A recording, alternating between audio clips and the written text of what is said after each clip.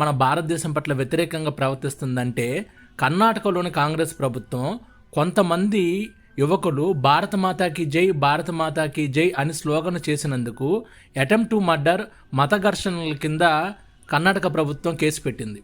దీనికి అక్కడ విచారిస్తున్న జడ్జి గారు షాక్ అయిపోయారు.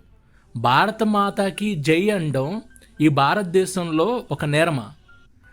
ఇది చాలా చాలా దుస్సాహసమైన చర్య. భారత మాతాకి జై అనడం ప్రతి ఒక్క భారతీయుడి యొక్క బాధ్యత, ప్రతి ఒక్క భారతీయుడి హక్కు.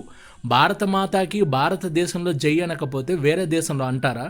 మీరు ఫైల్ చేయాల్సింది అటెంప్ట్ టు మర్డర్. ఇందులో విచిత్రమైన విషయం ఏంటంటే ఎవరైతే భారత మాతాకి జై అని అన్నారో వాళ్ళను కొట్టిన వాళ్ళే తిరిగి వచ్చి అటెంప్ట్ టు మర్డర్ ఫైల్ చేస్తున్నారు. అది విచిత్రంగా ఉంది.